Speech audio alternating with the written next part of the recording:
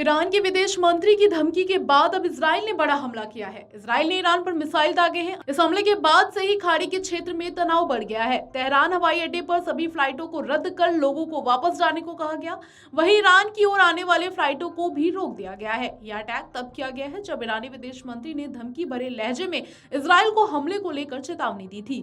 हुसैन अमीर अब्दुल्लाहियान ने गुरुवार को वार्निंग देते हुए कहा कि अगर ईरान के रविवार के हमले के जवाब में इजराइल ने हमला किया तो उसे अफसोस करना होगा। संयुक्त राष्ट्र में मध्य पूर्व से जुड़ी एक मीटिंग में उन्होंने कहा, इजरायली शासन की ओर से किसी भी प्रकार के बल प्रयोग और हमारी संप्रभुता के उल्लंघन की स्थिति में ईरान उचित प्रतिक्रिया देने में संकोच नहीं करेगा।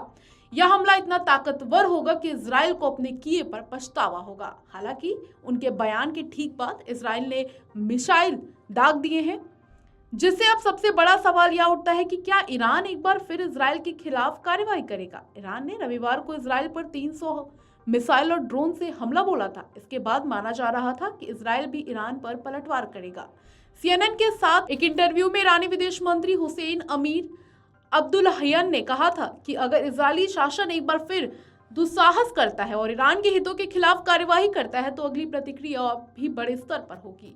दरअसल 1 अप्रैल को सीरिया में ईरानी वाणिज्य दूतावास पर हमला हुआ था। इस हमले में रिवॉल्यूशनरी गार्ड के कमांडरों की मौत हुई थी। ईरान हमले का आरोप इजराइल पर लगाता रहा है। इजराइल ने इसे हमले में अपने हाथ होना नहीं स्वीकारा है। ईरानी विदेश मंत्री इसी तरह के हमलों का जिक्र कर रहे थे। इजराइल की ओर से शुक्रवार की सुबह एक खास तारीख पर हमला किया गया है। 19 अप्रैल को ईरान के सुप्रीम लीडर अली खोमेनेई अपना 85वां जन्मदिन मना रहे हैं। इजराइल के हमले के बाद ईरान अलर्ट पर हो गया है। तेहरान से उड़ान भरने वाले सभी फ्लाइटों को रद्द कर दिया गया है। वहीं तेहरान आने वाले सभी उड़ानों को डाइवर्ट किया गया। इजराइल की ओर से हमला ईरान के सैन्य टारगेट्स पर किया गया है। किसी भी न्यूक्लियर साइट को टारगेट नहीं किया गया। वहीं से एयर स्ट्राइक से पहले ईरान ने अमेरिका को सूचना दे दी थी। इजराइल ने एक बड़ा हमला नहीं किया है, लेकिन उसने इसे ईरान के अंदर तक घुसकर मारने की अपनी क्षमता दिखाई है। ईरान और इजराइल के बीच तनाव का यह मामला संयुक्त राष्ट्र सुरक्षा परिषद में भी उठा था। संयुक्त राष्ट्र सुरक्षा परिषद की बैठक में इजराइल ने मांग की थी ईरान की सेना को आतंकी संगठन घोषित किया जाए। वहीं ईरान ने इजराइल को चिताया था कि अगर उसने ईरान पर हमले की कोशिश की तो उसके नतीजे गंभीर होंगे।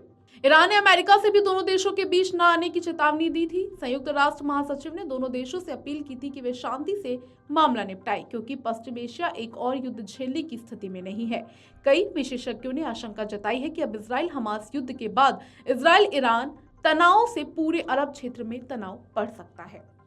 Video desk अमरउजाला.com।